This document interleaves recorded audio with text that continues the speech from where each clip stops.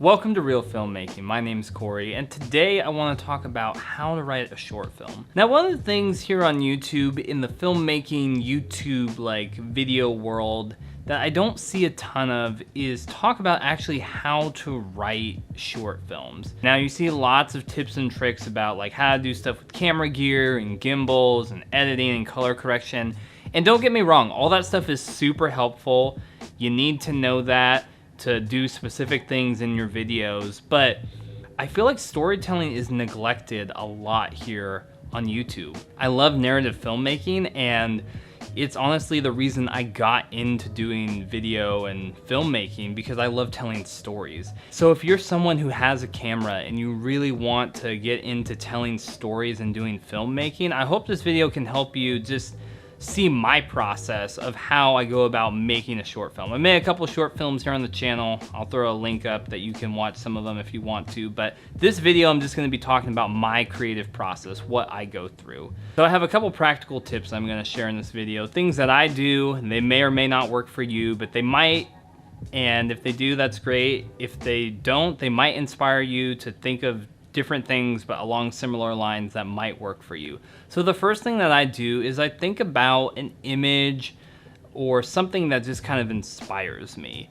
So this could be, a scene from one of my favorite movies. It could be something that, I see around the house. It could be something like, the way light comes through a window early in the morning, or it could be the way that, the sun casts a long shadow someplace, or it could just be something I see outside, like a flower or like a bird or something. But find something that inspires you. Like I said, something around the house, a creative scene, and save that for later. We'll come back to that, but find something that inspires you, that just kind of gets you creatively engaged again, wanting to do this. The second point that I will say is, when you're writing a short film, particularly, a narrative short film, you want to write to what you have. And what I mean by that is, when you're writing a short film, when you're writing these characters, think about who you have access to. You might be somebody who is linked into an active acting community. I'm willing to bet that most of us, probably at least, half of us, are not linked into an acting community. We might know one or two people who likes doing acting, and even then, they might not always be available for your video projects. In that case, you need to write to what you have. You might have friends who say oh yeah, I've not really done a ton of acting, but I'd love to be in it. Or you might have family members that are oh yeah, I want to help you out. And if that's the case, that's great, but it puts you in that hard spot of the characters that you're writing in your stories might not translate well with your friends or your family acting them. And so how to write to what you have is to actually take advantage of your friends and family, in the sense of, when you write your stories, when you write your characters, write characters that have similar traits and strengths to your actual friends and family. Your friends and family are going to struggle to try to bring some of these, really intricate, or characters that are super different than they are, specifically with no training. That's why actors train and work so hard to be able to essentially melt into these different roles. But when your friends and family are doing it, if you write characters that feel like them, that feel, it doesn't feel that far for them to get into that character's headspace, you're going to have way more of that actually translate to film when you have them on set, when you're working through the short film. So writing to what you have, write to who you have access to. Think about that as you're writing your characters. Along the same lines of writing to what you have, again, write to what you have in location. There's so many times where I hear people share oh yeah, I would write this short film, or I would make this short film if I had this thing. Well, you don't have that thing. You might not have that thing anytime soon. So what do you have access to? In terms of locations, you might be I would love to have this huge subway station to choreograph this awesome fight. Well, you don't have that subway station. Probably 99% of us have no possible way to have access to a subway station. But what do you have access to? Think about, most of us have access to our homes, whether it be a house or an apartment, maybe some of our office space at work, maybe a park nearby. think about the things you have access to and craft your story around those places. You know, I think when you're really trying to just make a tight, clear story to film something, maybe even scale it down. Choose one location, whether it be that park, whether it be your house. Maybe it might be like 1 or 2 rooms in your house, and say, I'm going to tell a story here. I think it really helps to flex some of our creative muscle to think like, how would I tell this story just around my house or just at this park?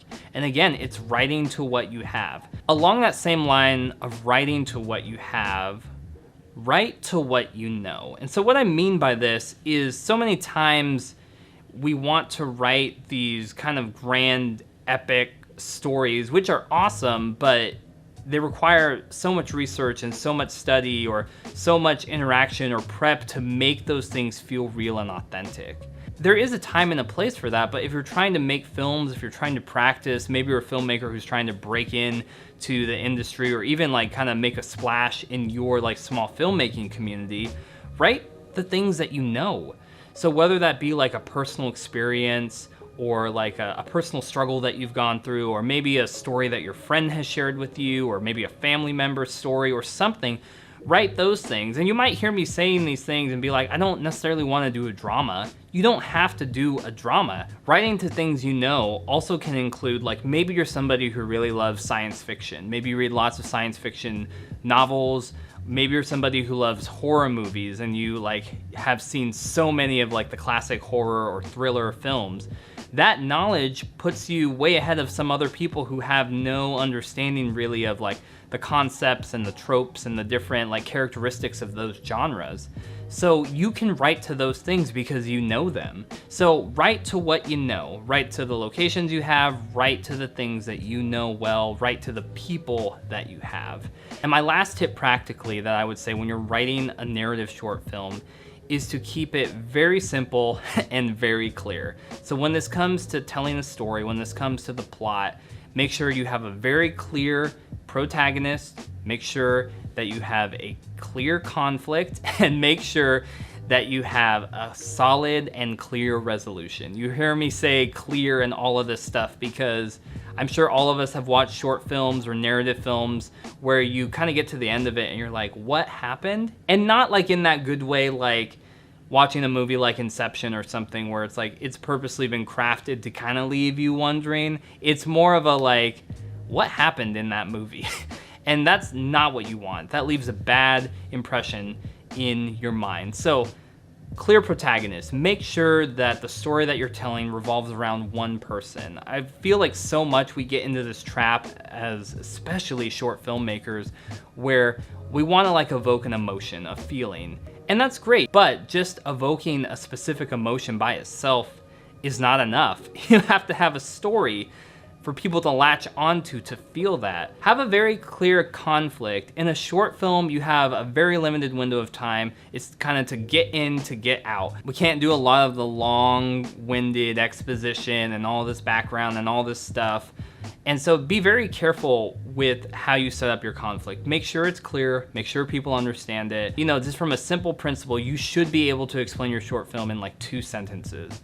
You know, you could say, this short film is about a guy who is chasing down this person to get revenge on them in the Wild West, for example. There is a very clear summary of what is going on. My main character is like this sheriff person. He's chasing down this other person to get revenge, and then either he gets them or he doesn't get him, and then you have resolution. So make sure your conflict is very clear. And speaking of resolution, make sure you have a very clear resolution. Whether you leave it deliberately open or you have a definitive ending, like he catches the criminal, or, you know, the couple gets together or they break up or whatever, the guy rescues the dog from the burning building, make sure your resolution is clear. The resolution is like sticking the landing. If you don't stick the landing, that really leaves a bad taste in people's mouths. And honestly, having a clear plot, clearly defined characters, it is 75% of a short film that really elevates it above another one. Does that mean I think camera work and things like that are not important? Of course not. I do videos on this channel about filmmaking and specific camera techniques and